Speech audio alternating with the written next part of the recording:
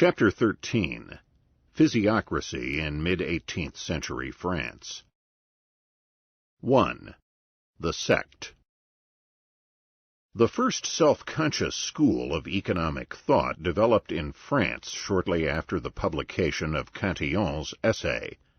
They called themselves the Economists, but later came to be called the Physiocrats, after their prime politico-economical principle, Physiocracy, the rule of nature. The Physiocrats had an authentic leader, the creator of the physiocratic paradigm, a leading propagandist, and several highly placed disciples and editors of journals. The Physiocrats promoted each other, reviewed each other's prolific works in glowing terms, met frequently and periodically in salons to deliver papers and discuss each other's essays, and generally behaved as a self-conscious movement. They had a cadre of hardcore Physiocrats and a penumbra of influential fellow travelers and sympathizers. Unfortunately, the Physiocrats soon took on the dimensions of a cult as well as a school, heaping lavish and uncritical praise upon their leader, who thus became a guru as well as the creator of an important paradigm in economic thought. The founder, leader, and guru of physiocracy was Dr. Francois Quesnay, 1694 to 1774. A restless, charismatic, and intellectually curious soul who was typical of Enlightenment intellectuals of the 18th century. Smitten with the physical sciences, as so many intellectuals were in the shadow of the great Isaac Newton, Quesnay, son of a well-to-do farmer, read widely in his chosen profession of medicine.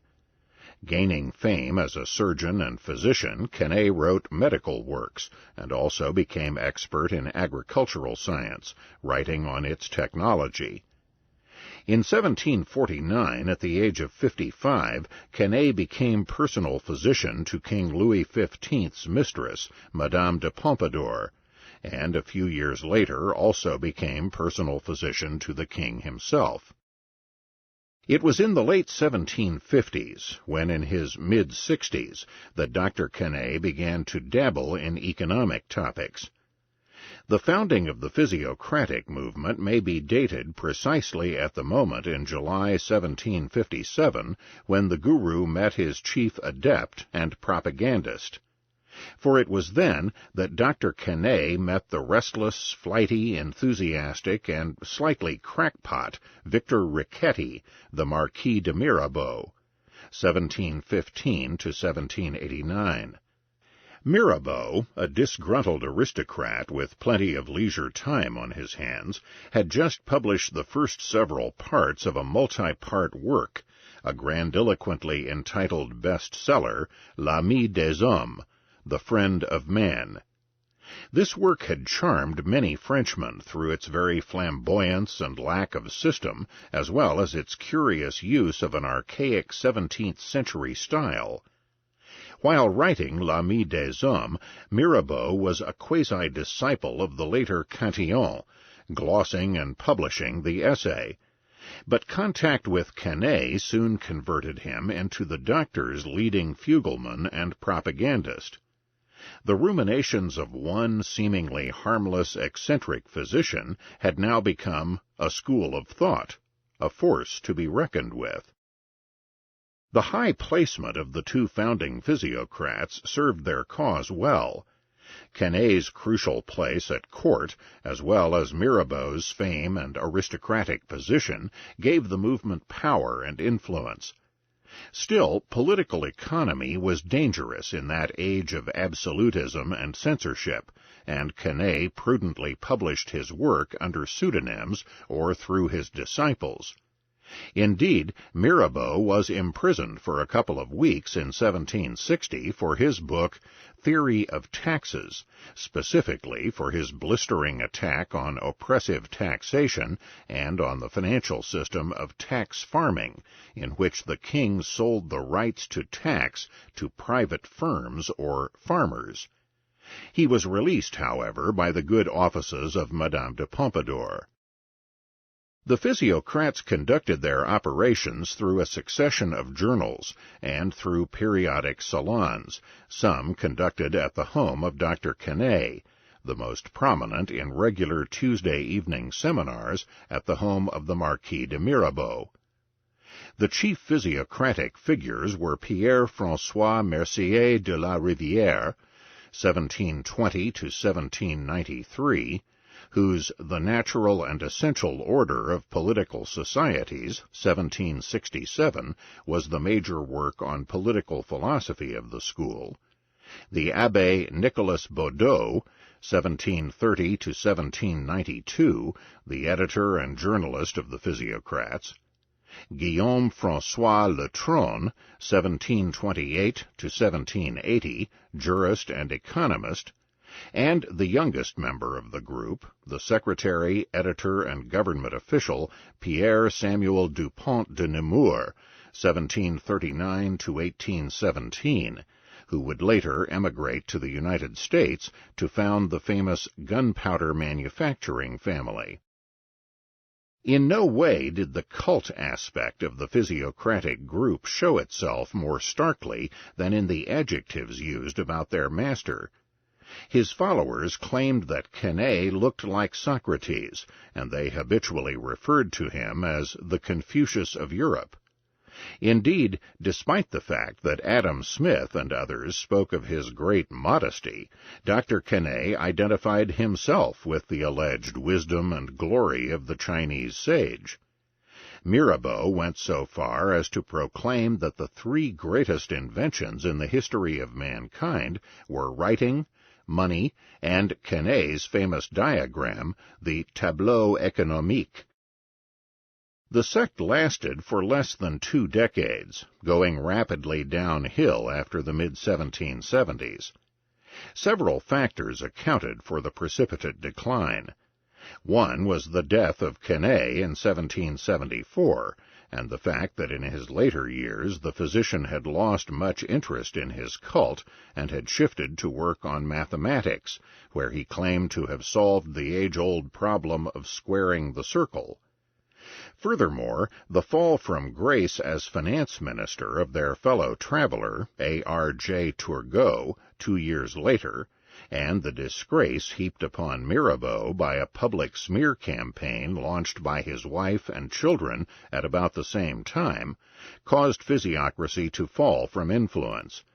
And the advent of Smith's Wealth of Nations in the same year soon led to the unfortunate habit of ignoring all pre-Smithian thought, as if the new science of political economy had been created single-handed and ex nihilo by Adam Smith.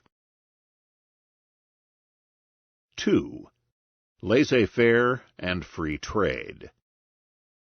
The main stress of the physiocrats was in 2 areas, political economy and technical economic analysis, and the difference in the quality of their respective contributions is so great as to be almost stupefying. For in general political economy they were usually perceptive and made important contributions, whereas in technical economics they introduced egregious and often bizarre fallacies which were to plague economics for a long time to come. In political economy, the physiocrats were among the first laissez-faire thinkers, casting aside contemptuously the entire mercantilist baggage. They called for complete internal and external free enterprise and free trade, unfettered by subsidies, monopoly privileges, or restrictions. By removing such restrictions and exactions, commerce, agriculture, and the entire economy would flourish. On international trade, while the physiocrats lacked the specie flow price mechanism of the brilliant and sophisticated Cantillon, they were far bolder than he in laying down the gauntlet to all mercantilist fallacies and restrictions. It is absurd and self-contradictory, they pointed out, for a nation to attempt to sell a great deal to foreign countries and to buy very little. Selling and buying are only 2 sides of the same coin. Furthermore, the physiocrats anticipated the classical economic insight that money is not crucial, that in the long run, commodities, real goods, exchange for each other, with money simply an intermediary. Therefore, the key goal is not to amass bullion or to follow the chimera of a permanently favorable balance of trade, but to have a high standard of living in terms of real products. Seeking to amass specie means that people in a nation are giving up real goods in order to acquire mere money. Hence, they are losing rather than gaining wealth in real terms. Indeed, the whole point of money is to exchange it for real wealth, and if people insist on piling up an unused hoard of specie, they will lose wealth permanently. When Turgot became finance minister of France in 1774, his first act was to decree freedom of import and export of grain. The preamble of his edict, drawn up by his aide, Dupont de Nemours, summed up the laissez-faire policy of the physiocrats and of Turgot in a fine and succinct manner. The new free trade policy, it declared, was designed to animate and extend the cultivation of the land, whose produce is the most real and certain wealth of a state, to maintain abundance by granaries and the entry of foreign corn, to prevent corn from falling to a price which would discourage the producer, to remove monopoly by shutting out private license in favor of free and full competition, and by maintaining among different countries that communication of exchange of superfluities for necessities which is so comfortable to the order established by divine providence.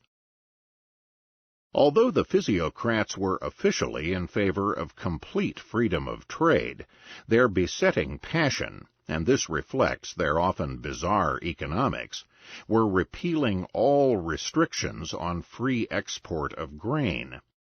It is understandable that they would concentrate on the elimination of a long-standing restriction, but they seem to show little zeal for the freedom of importation of grain, or for the freedom of export of manufactures. All this was wrapped up in the physiocrats' unremitting enthusiasm for high agricultural prices, almost as a good in itself. Indeed, the physiocrats frowned on exports of manufactured products as competing with and lowering the price of agricultural exports. Dr. Quesnay went so far as to write that, "Happy the land which has no exports of manufactures, because agricultural exports maintain farm prices at too high a level to permit the sterile class to sell its products abroad." As we shall see below, sterile, by definition, meant everyone outside agriculture. 3. Laissez-faire forerunner, the Marquis d'Argenson. While the physiocrats were the first economists to stress and develop the case for laissez-faire, they had distinguished forerunners among statesmen and merchants in France. As we have seen, the laissez-faire concept developed among classical liberal oppositionists to the absolutism of late 17th century France. They included merchants, such as Thomas Legendre, and utilitarian officials like Bellebas and Bois-Guilbert. Bridging the gap between turn-of-the-18th century laissez-faire writers and the physiocrats of the 1760s and 1770s was the eminent statesman René Louis de Boyer de Paulmy, Marquis d'Argenson, 1694 to 1757. The heir of a long line of ministers, magistrates, and intendants, d'Argenson's ambition was to become prime minister and save France from what he saw as impending revolution by instituting laissez-faire. A voracious reader and prolific writer throughout his life, d'Argenson only published in his lifetime a few articles in his Economic Journal in the early 1750s. and these were not printed but widely circulated in manuscript form. For a long while d'Argenson was erroneously credited by historians with originating the phrase laissez-faire in one of the articles in his journal of 1751. While d'Argenson did not originate the term, laissez-faire was his repeated cry to the French authorities, a cry he continued to stress even though his ideas were dismissed as eccentric by all his governmental colleagues. As intendant in his early years on the Flemish border, d'Argenson was struck with what he saw to be the economic and social superiority of free people and free markets across the border in Flanders. He then became greatly influenced by the writings of Fenelon, Bellebas, and Bois-Guilbert. D'Argenson saw self-love and self-interest as the mainspring of human action, as bringing about energy and productivity in the pursuit of each man's happiness. Human social life, to d'Argenson, has the natural tendency to inherent harmony when artificial constraints and artificial harmony and artificial stimuli are removed. Looking to an enlightened monarch to remove these artificial subsidies and restrictions, d'Argenson pointed out that in the ideal society the sovereign would have very little to do. One spoils everything by meddling too much. The best government is that which governs least. Thereby the Marquis anticipated the famous phrase attributed to Thomas Jefferson. D'Argenson concluded that each individual should be left alone to labor on his own behalf, instead of suffering constraint and ill-conceived precautions. Then everything will go beautifully. Then, continuing the proto-Hayecian point made by Bellebas, it is precisely this perfection of liberty that makes a science of commerce impossible, in the sense that our speculative thinkers understand it. They want to direct commerce by their orders and regulations, but to do this one would need to be thoroughly acquainted with the interests involved in commerce, from one individual to another. In the absence of such knowledge, it, a science of commerce, can only be much worse than ignorance in its bad effects. Therefore, laissez-faire. 4. Natural law and property rights. Not only were the physiocrats generally consistent advocates of laissez-faire, but they also supported the operation of a free market and the natural rights of person and property. John Locke and the Levellers in England had transformed the rather vague and holistic notions of natural law into the clear-cut, firmly individualistic concepts of the natural rights of every individual human being. But the physiocrats were the first to apply natural rights and property rights concepts fully to the free market economy. In a sense, they completed the work of Locke and brought full Lockeanism to economics.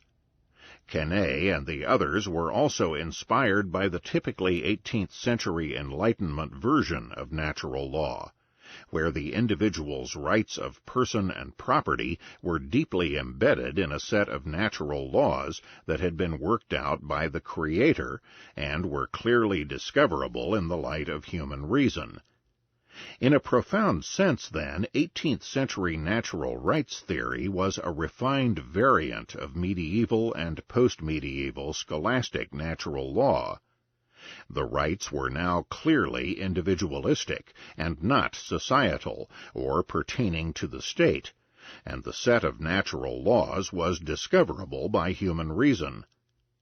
The 17th century Dutch Protestant, and in essence Protestant scholastic, Hugo Grotius, deeply influenced by the late Spanish scholastics, developed a natural law theory which he boldly declared was truly independent of the question of whether God had created them.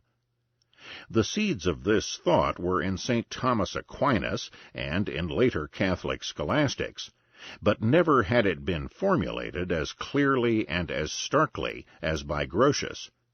Or, to put it in terms that had fascinated political philosophers since Plato, did God love the good because it was in fact good, or is something good because God loves it? The former has always been the answer of those who believe in objective truth and objective ethics, that is, that something might be good or bad in accordance with the objective laws of nature and reality. The latter has been the answer of fideists, who believe that no objective rights or ethics exist, and that only the purely arbitrary will of God, as expressed in Revelation, can make things good or bad for mankind. Grotius was the definitive statement of the objectivist, rationalist position, since natural laws, for him, are discoverable by human reason, and the 18th century Enlightenment was essentially the spinning out of the Grotian framework. To Grotius the Enlightenment added Newton and his vision of the world as a set of harmonious, precisely, if not mechanically, interacting natural laws.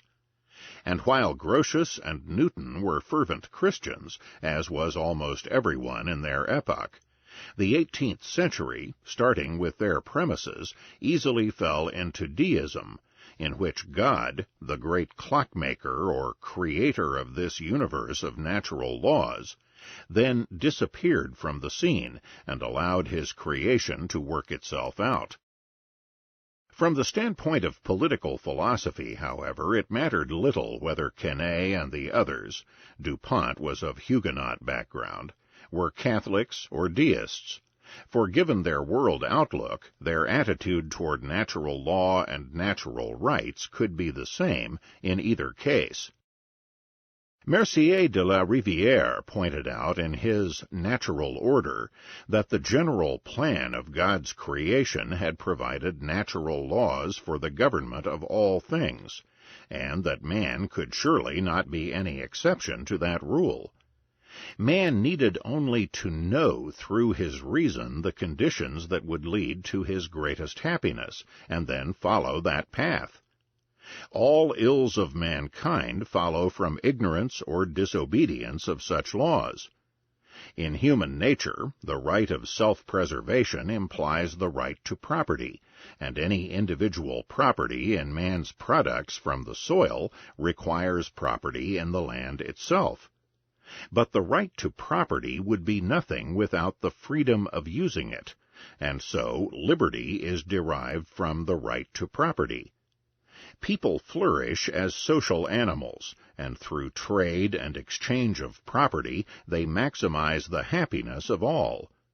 Furthermore, since the faculties of human beings are by nature diverse and unequal, an inequality of condition arises naturally from an equal right to liberty of every man.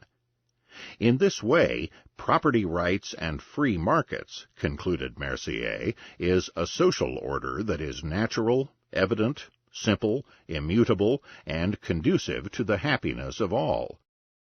Or, as Quesnay declared in his Natural Law, every man has a natural right to the free exercise of his faculties, provided he does not employ them to the injury of himself or others.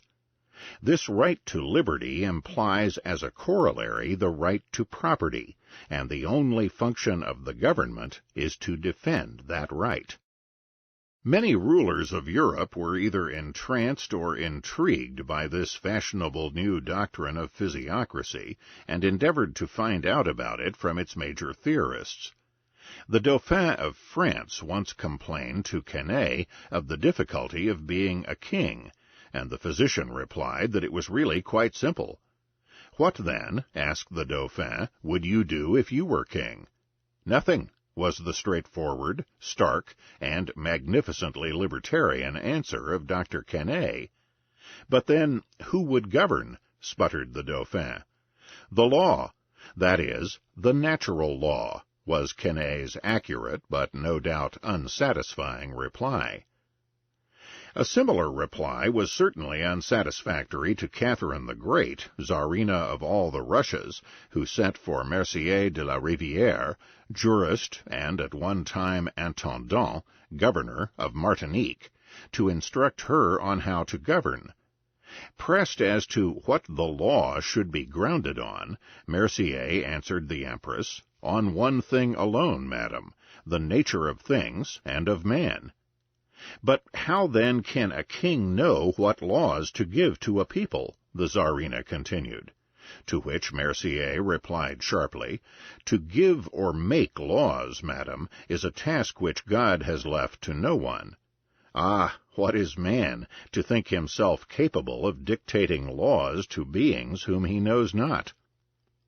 The science of government, Mercier added, is to study and recognize the laws which God has so evidently engraven in the very organization of man, when he gave him existence. Mercier added the pertinent warning, "To seek to go beyond this would be a great misfortune and a destructive undertaking." The Tsarina was polite, but was definitely not amused. "Monsieur," she replied curtly, "I am very pleased to have heard you. I wish you good day." 5. The Single Tax on Land.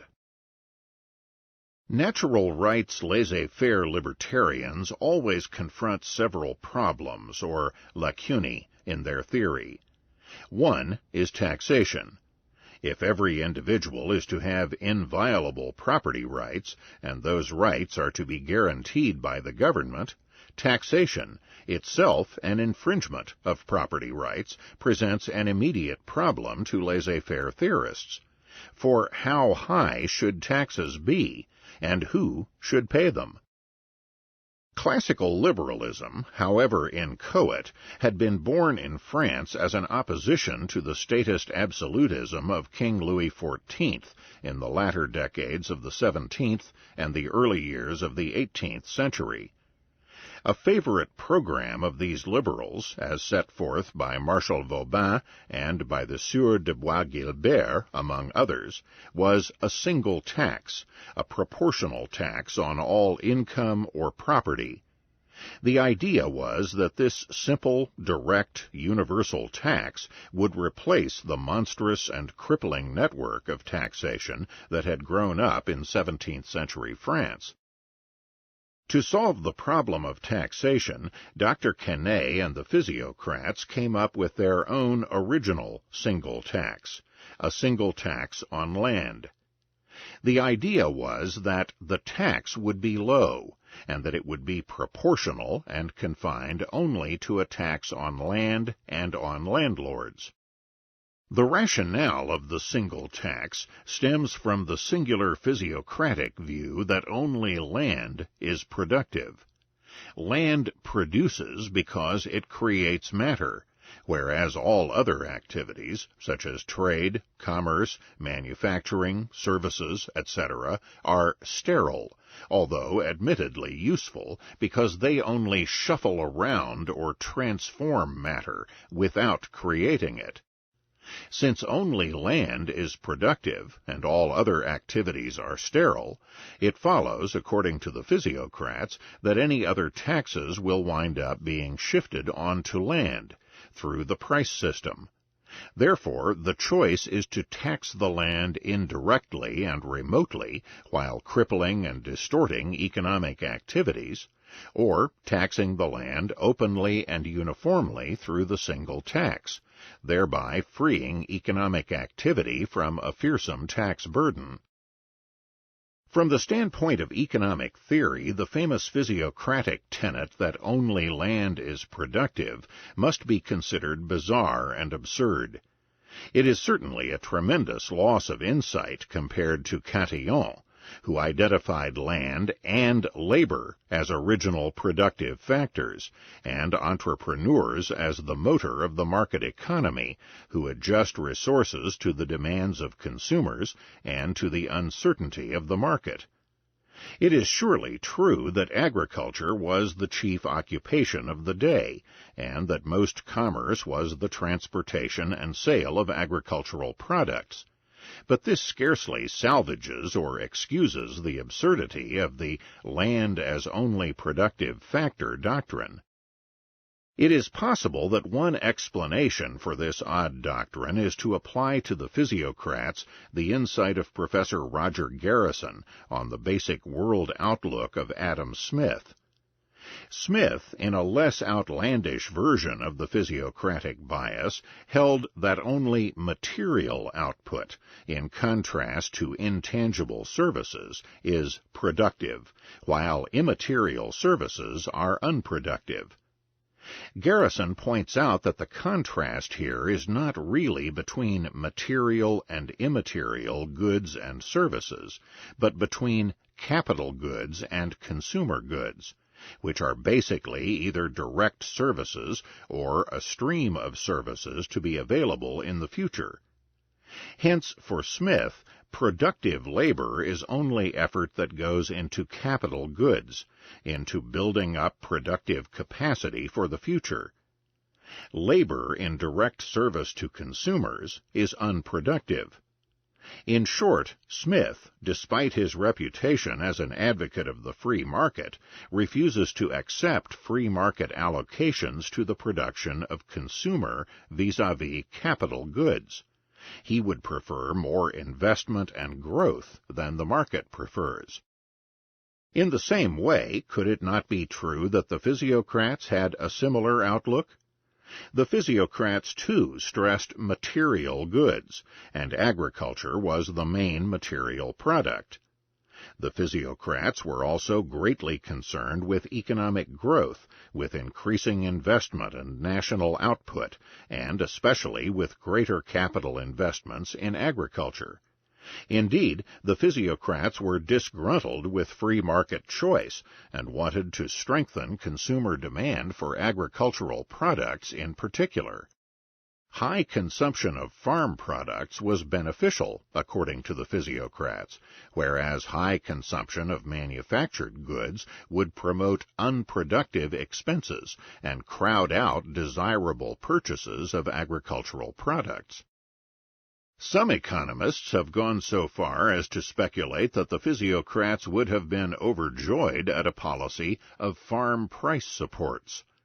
Professor Spiegel believes that if the physiocrats had been faced with a choice between laissez-faire and intervention on behalf of farm price supports, they would have chosen intervention. The means to resolve the economic problem that was foremost in their minds was the development of domestic agriculture, rather than unconditional reliance on private initiative within a framework of competition. Perhaps the tip-off on applying the Garrison insight is the common attitude of Smith and the physiocrats on usury laws. Despite their generally consistent advocacy of absolute and inviolate property rights, and of the freedom to trade within and without a nation, Quesnay and the physiocrats championed usury laws, denying the freedom to lend and borrow. Adam Smith had a similar aberration. Smith, as we shall see further below, and as Garrison pointed out, took this position in a conscious effort to divert credit from unproductive, high-risk and high-interest-paying speculators and consumers, and toward productive, low-risk investors. Similarly, Quesnay denounced the restrictions on investment and capital growth resulting from high interest rates and from the competition of unproductive borrowers crowding out credit that would otherwise go into capitalized agriculture. Usury laws were upheld on traditional moralistic grounds of alleged sterility of money. But to the physiocrats, all activity except agriculture was unproductive, and so the problem was rather the competition such borrowing imposed on the productive sector. As Elizabeth Fox Genovese puts it, Quesnay argues that the high interest rate constitutes neither more nor less than a tax upon the productive life of the nation, upon those who do not borrow as much as upon those who do. It is true that part of the physiocratic attention here was on government debt, and it is certainly true that government debt raises interest rates and diverts capital from productive to unproductive sectors.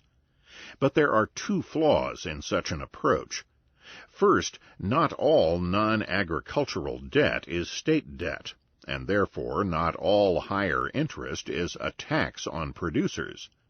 This returns us to the eccentric view of the physiocrats that only land is productive. Usury laws would cripple not only government debt, but also other forms of borrowing.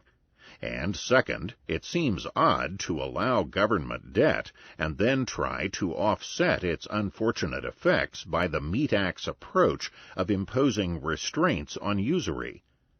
Surely it would be simpler, more direct, and less distorting to tackle the problem at its source and call for the elimination of government debt. Usury laws only make things worse and injure free and productive credit. And so Quesnay, himself the son of a well-to-do farmer, was far more interested in subsidizing credit to farmers and keeping out competing borrowers than in stopping government debt. There is another way of explaining the physiocratic attitude towards land as the sole producer, and that is to concentrate on the proposed single tax. More specifically, the physiocrats held that the productive classes were the farmers, who rented the land from the landlords and actually tilled it. The landlords were only partially productive, the partially coming from the capital advances they had made to the farmers. But the physiocrats were sure that the farmers' returns were all bid away by their competition to rent lands, so that in practice all the net product, the only net product in society, is reaped by the nation's landlords. Therefore, the single tax should be a proportionate tax upon the landlords alone. Professor Norman J. Ware has interpreted physiocracy and its emphasis on the sole productivity of land as merely a rationalization of the interests of the landlord class. This hypothesis has been taken seriously by many historians of economic thought. But let us ask ourselves, what sort of self-serving doctrine says, "Please, put all the taxes on me"? The beneficiaries of physiocratic policies would surely be every economic class except the landlords, including Dr. Quesnay's own class of farmers. 6. Objective value and cost of production. Although the physiocrats had useful insights into political economy and the importance of the free market, their distinctive contributions to technical economics were not only wrong, but in some cases proved to be a disaster for the future of the economic discipline. Thus, for centuries, the mainstream of economic thought, generally embedded in scholastic treatises, held that the value, and therefore the prices of goods, were determined on the market by utility and scarcity, that is, by consumer valuations of a given supply of a product. Scholastic and post-scholastic economics had basically solved the age-old value paradox of diamonds and bread, or diamonds and water. How is it that bread, so useful to man, is worth very little on the market, whereas diamonds, a mere frippery, are so expensive? The solution was that if quantities of supply are taken into account, the seeming contradiction between use value and exchange value disappears. For the supply of bread is so abundant that any given loaf will have a negligible value, in use or in exchange, whereas diamonds are so scarce that they will command a high value on the market. Value, then, does not pertain in the abstract to a class of goods. It is imparted by consumers to specific, real units, and such value depends inversely on the supply of a good. The only thing left to complete the explanation was the marginal insight imparted by the Austrians and other neoclassicals in the 1870s. The scholastics saw that the utility of any good diminishes as its stock increases. The only thing lacking was the marginal analysis, that real-world purchases and evaluations focus on the next unit, the marginal unit of the good. Diminishing utility is diminishing marginal utility. But while the capstone of utility and subjective value theory was yet missing, enough was already in place to provide a cogent explanation of value and price. Despite his troubling injection of intrinsic value as a quantity of land and labor in production, Cantillon had continued in this late scholastic, proto-Austrian tradition, and had indeed made many contributions to it, particularly in the study of money and entrepreneurship. It was the physiocrats who broke with centuries of sound economic reasoning and contributed to what would become, in the hands of Smith and Ricardo, a reactionary and obscurantist destruction of the correct analysis of value. Dr. Quesnay begins his value analysis by disregarding centuries of value theory and tragically sundering the concepts of use value and exchange value. Use value reflects the individual needs and desires of consumers, but, according to Quesnay, these use values of different goods have little or no relation to each other, or, therefore, to prices. Exchange value, or relative prices, on the other hand, have no relation to man's needs, or to agreements among bargainers and contractors. Instead, Quesnay, the would-be scientist, rejected subjective value, and insisted that the values of goods are objective and mystically embedded in various goods irrespective of consumers' subjective valuations. This objective embodiment, according to Quesnay, is the cost of production, which in some way determines the fundamental price of every good. As was even true for Cantillon, this objective cost of production appears to be somehow determined externally from outside the system. 7. The Tableau Economique.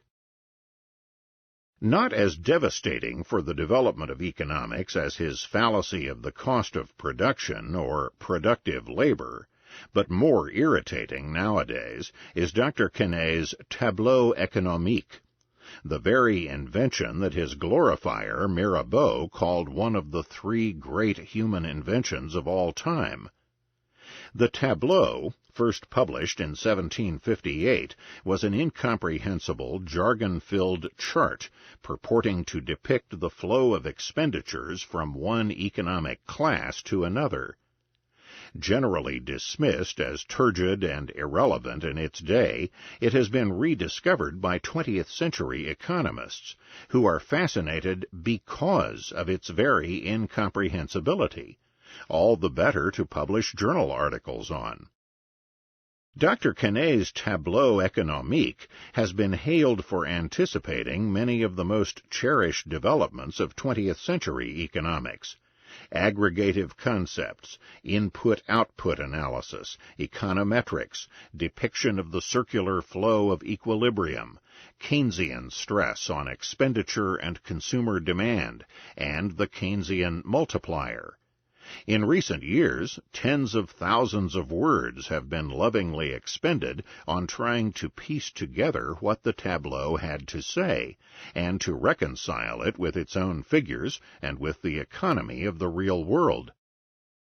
To the extent that Quesnay's tableau anticipates all these developments, so much the worse for both the forerunner and the later product. It is true that the tableau shows that ultimately real goods exchange for real goods, with money as an intermediary, and that everyone is both a consumer and a producer in the market. But these simple facts were known for centuries, and charts, lines, Quesnay's cherished zigzags, and numbers can only obscure rather than highlight their importance. At best, the chart elaborates spending and income patterns to no purpose. Furthermore, the tableau is holistic, aggregative, and macroeconomic, with no solid grounding in the methodological individualism of sound microeconomics. The tableau not only introduced ungrounded and unsound macro thinking into economics, it also laid up mischief for the future by anticipating Keynesianism, for it glorified expenditures, including consumption, and worried about savings, which it tended to regard as crippling the economy by leaking out of the constant circular flow of spending. This stress on the vital importance of maintaining spending was faulty and superficial in ignoring two fundamental considerations. Saving is spent on investment goods, and the key to harmony and equilibrium is price. Lower spending can always be equilibrated easily on the market by a fall in prices. It can be laid down as a veritable law that any picture or analysis of the economic system that omits prices from considerations can only be crackpot, and the Tableau Economique was the first, but, alas, not the last, economic model which did precisely that. Dr. Quesnay, of course, gave to his circular flow model his own physiocratic twist. It was particularly important to keep up spending on productive agricultural products and to avoid diversion of spending to sterile and unproductive products, that is, to anything else. Keynes, of course, was to avoid the physiocratic bias when he resurrected a similar analysis.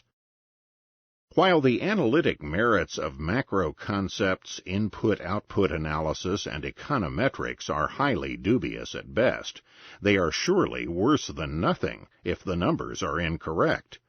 But Quesnay's figures are spurious, for the France of his day or for any other epoch, and the would-be great mathematician made many simple mistakes in arithmetic in the portrayals of his beloved tableau. At best, then, the tableau was elaborate frippery, at worst, false, mischief-making, and deceptive, and in no sense did the tableau do anything but detract and divert attention from genuine economic analysis and insight.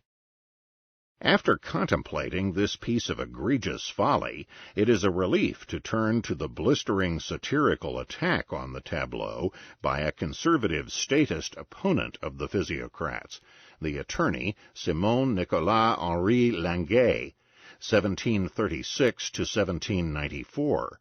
In his Reply to the Modern Doctors, 1771, Languet begins by ridiculing the idea that the physiocrats were not a cult or sect. Evidence shows it. Your mysterious words, physiocracy, net product, your mystic jargon, order, science, the master, your titles of honor showered on your patriarchs, your wreaths scattered through the provinces on obscure if excellent persons. Not a sect?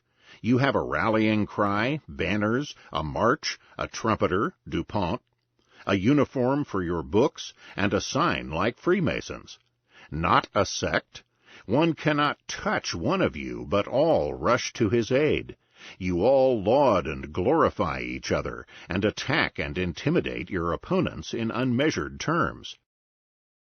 Languet then turns his scornful attention to the tableau. You affect an inspired tone, and seriously discuss on what particular day the symbol of your faith, the masterpiece, the Tableau Economique, was born, a symbol so mysterious that huge volumes cannot explain it. It is like the Koran of Mohammed. You burn to lay down your lives for your principles, and talk of your apostleship. You attack the Abbé Galiani and me because we have no reverence for that ridiculous hieroglyphic which is your holy gospel.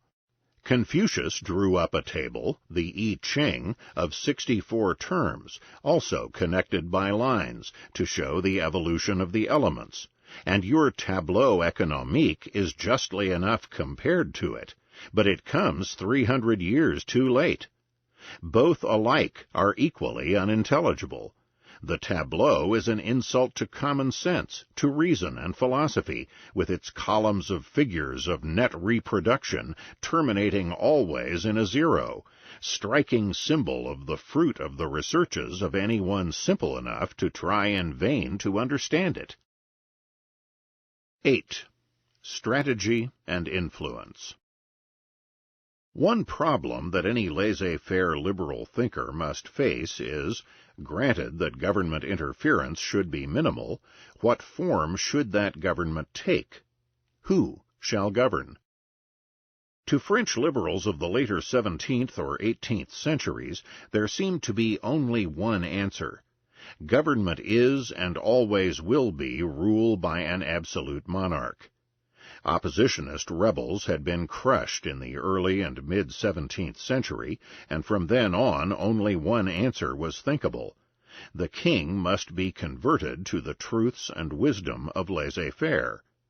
Any idea of inspiring or launching a mass opposition movement against the king was simply out of the question. It was not part of any thinkable dialogue. The physiocrats, like classical liberals earlier in the 18th century, were not simply theorists. The nation had gone awry, and they possessed a political alternative they were trying to promote. But if absolute monarchy was the only conceivable form of government for France, the only strategy for liberals was simple, at least on paper: to convert the king. And so the strategy of classical liberals, from the exertions of the Abbé Claude Fleury and his able student, Archbishop Fenelon, in the late 17th century, to the physiocrats and Turgot in the late 18th, was to convert the ruler. The liberals were well placed to pursue the strategy of what might be called their projected revolution from the top, for they were all highly placed at court. Archbishop Fenelon placed his hopes in the Dauphin, rearing the Duke of Burgundy as an ardent classical liberal. But we have seen that these carefully laid plans turned to ashes when the Duke died of illness in 1711, only 4 years before the death of Louis himself.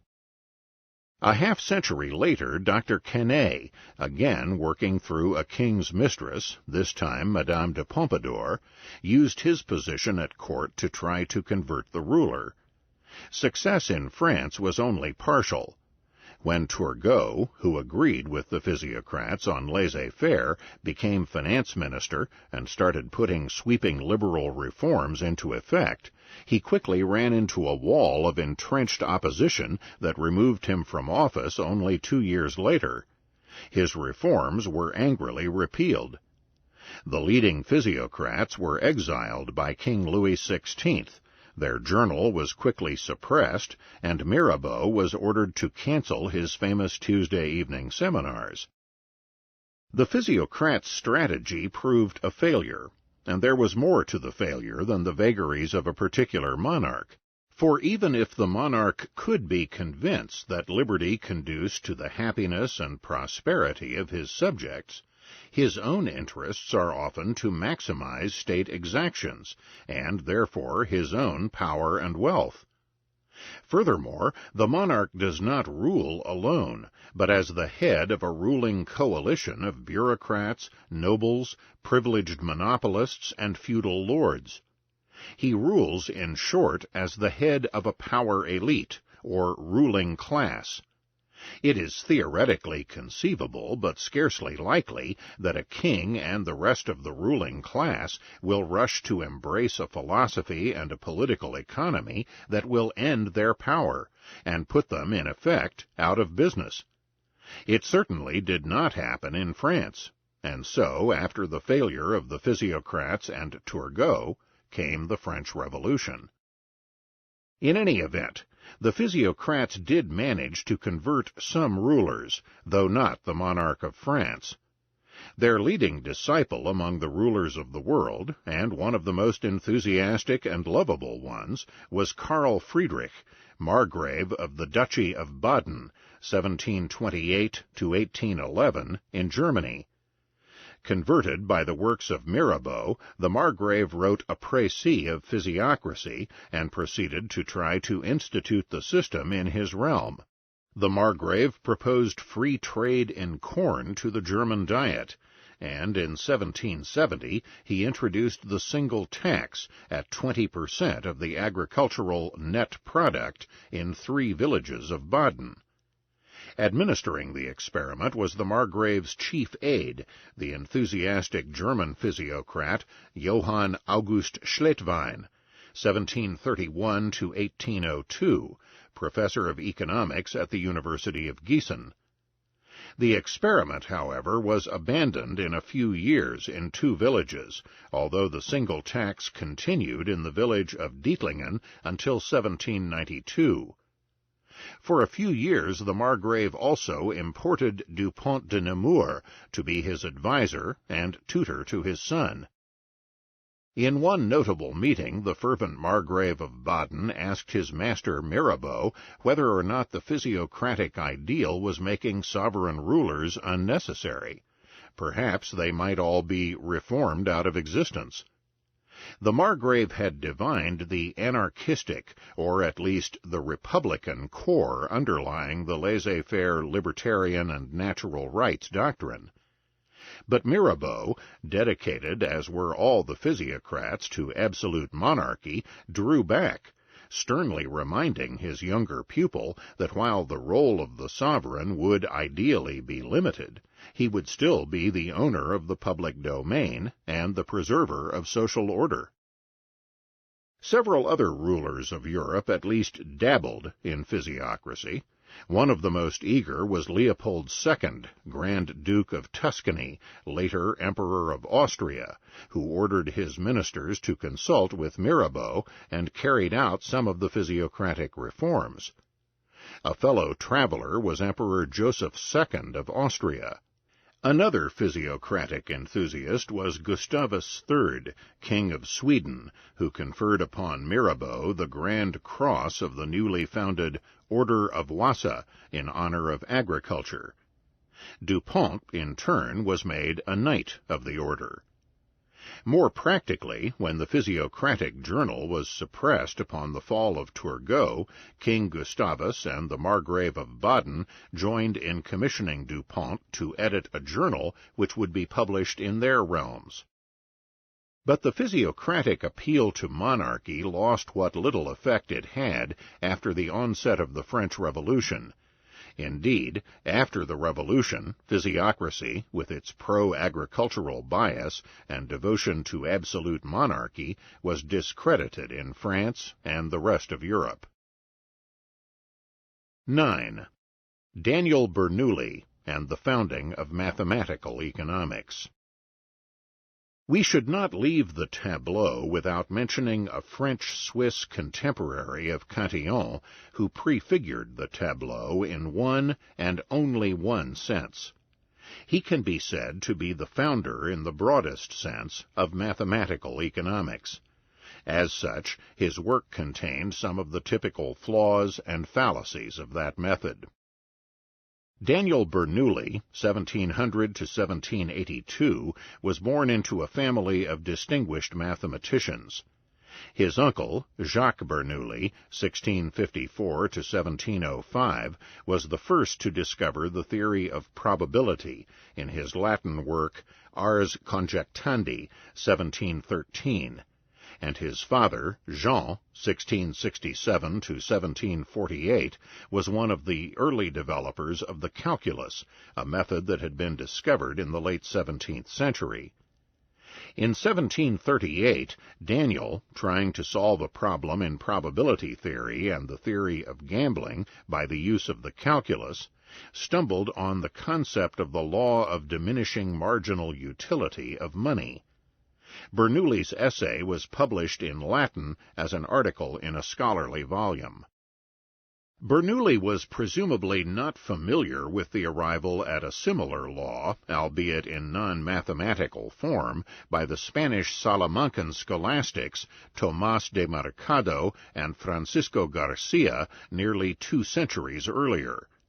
Certainly he displayed no familiarity whatever with their monetary theories, or with any other aspect of economics for that matter.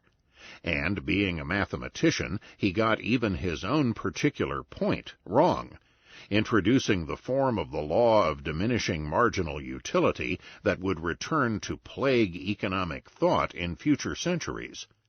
For the use of mathematics necessarily leads the economist to distort reality by making the theory convenient for mathematical symbolism and manipulation. Mathematics takes over, and the reality of human action loses out. One fundamental flaw of Bernoulli's formulation was to put his symbolism into a ratio or fractional form. If one insists on putting the concept of diminishing marginal utility of money for each individual into symbolic form, one could say that if a man's wealth or total monetary assets at any time is X, and utility or satisfaction is designated as U, and if delta is the universal symbol for change, that delta U over delta X diminishes as X increases. But even this relatively innocuous formulation would be incorrect, for utility is not a thing. It is not a measurable entity. It cannot be divided, and therefore it is illegitimate to put it in ratio form, as the numerator in a non-existent fraction. Utility is neither a measurable entity, nor, even if it were, could it be commensurate with the money unit involved in the denominator. Suppose that we ignore this fundamental flaw and accept the ratio as a kind of poetic version of the true law. But this is only the beginning of his problem.